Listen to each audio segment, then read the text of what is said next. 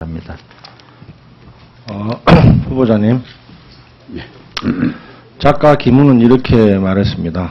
우리가 살아가는 데 있어서 밥과 사랑은 원한과 취업보다 훨씬 우선시된다. 밥에 대한 이야기를 좀 하겠습니다.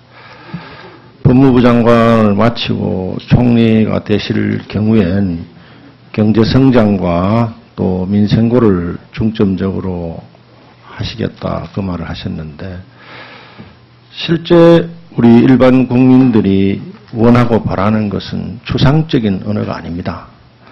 경제 성장률이나 1인당 국민소득이나 고용률, 이런 언어는 우리 일반 국민들이 피부로 느끼기에는 너무나 먼 단어입니다. 후보자님, 지금 우리나라 1인당 국민소득이 개략적으로 얼마쯤 된다고 알고 계시죠? 28,000 그렇습니다. 정도 알고 있습니다. 지금 2015년 5월 현재 우리나라는 5,100만 명 정도가 살고 있습니다. 한 집에 2.6명씩 1,970만 가구 정도 살고 있기 때문에 한 사람이 평균 28,000불의 국가라면은 2.6명이 있는 집은 개략적으로 1년에 한 8천만 원 소득이 돼야 됩니다. 그렇죠. 이론상으로. 그렇습니다. 왜? 3만 불 국가니까. 그런데 불행하게도 현실은 그것과는 전혀 다릅니다. 아까 제가 표를 드렸는데요. 우리나라의 일자리는 대략적으로 한 2,500만 개 정도 됩니다. 15살 이상의 취업 가능한 인구가 얼마만큼 일을 하느냐가 고용률입니다. 지금 한 65% 왔다 갔다 하는데요.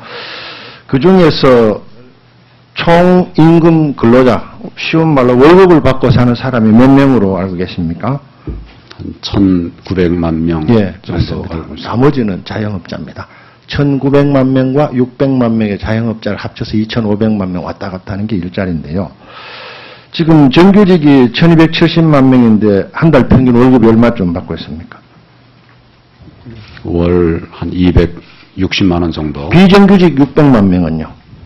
그건 140만 원대로 알고 있습니다. 여기에 문제의 핵심이 있습니다. 정치의 언어는 아름답고 멋지지만 실존의 언어는 비참하고 고통스럽습니다.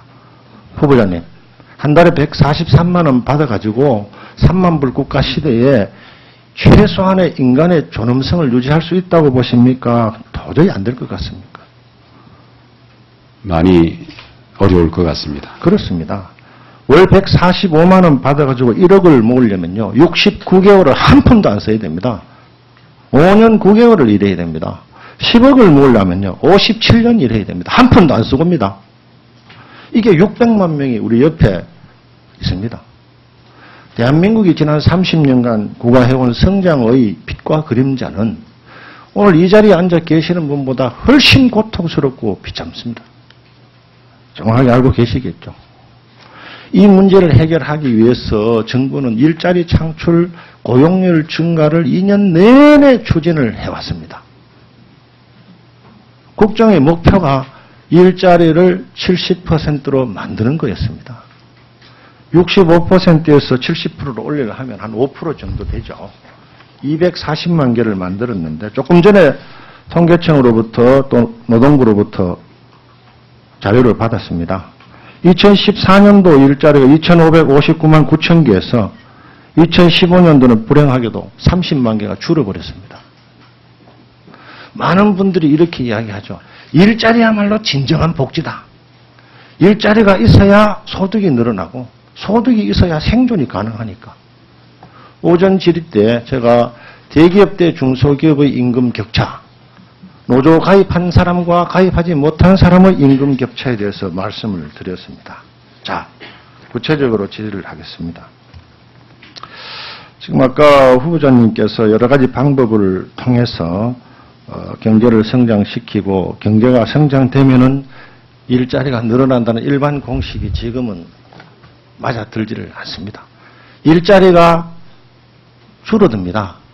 경제는 성장하는데도 일자리는 줄어들고, 경제는 성장하는데도 빈부격차는, 특히 the poverty, 빈곤의 문제는 해결이 안 됩니다.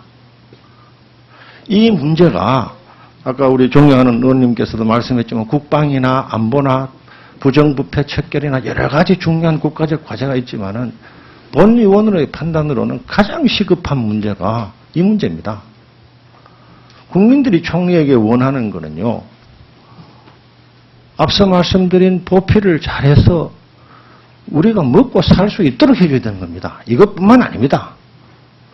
손자가 있겠지만은 태어나서 아이들 키우는 문제, 중고등학교 교육 문제, 또 졸업해서 일자리를 주는 문제, 나이 들어서 건강을 유지하고 노후를 안전하게 하는 문제, 이 엄청난 문제들을 한 사람이 해결하기는 어렵지 않겠습니까? 그렇습니다. 저는 총리가 되시면은요, 이 일자리 문제를 해결할 수만 있다면은 복지 문제나 재정 적자 확대 문제나 또 빈부격차 문제나 국민 갈등 문제의 상당 부분이 해결될 걸로 생각합니다. 왜 경제는 성장하는데도 불구하고 일자리가 안 늘어나느냐에 대한 명확한 답변은 투자가 일자리를 늘리는 데 투자가 되는 것이 아니고 기술을 발전시키는 데 투자가 되기 때문에 아무리 투자가 늘어나도 일자리가 안 늘어나는 겁니다. 더 큰 문제는 국내의 노동시장 구조 때문에 그렇습니다. 삼성전자나 현대차나 이런 대기업들이 일자리를 늘려야 되는데 국내에 일자리를 안 늘린다는 거죠. 알고 계십니까? 네, 그런 걱정들이 많이 왜 있는 것으로 국내에 알고 있습니다. 일자리를 늘리지 못할까요?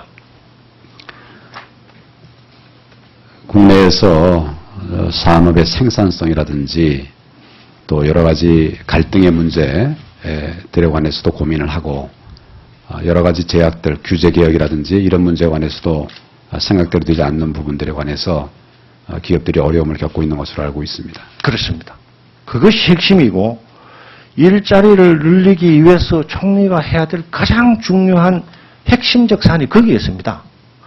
다른 장관들이 해결을 못하는 일을 역할을 해야 총리지 다른 장관들이 할 수 있는 일을 한다든지 다른 장관들이 못하는 일을 못하면 총리로서의 자격이 없는 겁니다. 동의하십니까? 의원님 말씀에 전적으로 동의합니다. 대단히 어려운 문제입니다. 잘 아시다시피 총리실은 각 전문성을 갖춘 부처가 있고 그 부처 간의 갈등을 조정하는 것이 가장 큰 임무입니다. 조정을 위해서는 사탕과 채찍이 필요한데 지금 현실적으로 총리실은 사탕도 채찍도 없습니다. 알고 계시죠? 여러 부처의 도움을 받아서 할 수 있는, 해야 되는 부분들에 관해서 노력을 해온 것으로 알고 있습니다. 그렇습니다. 그렇기 때문에 총리님 개인의 역량이 너무나 중요한 시점입니다.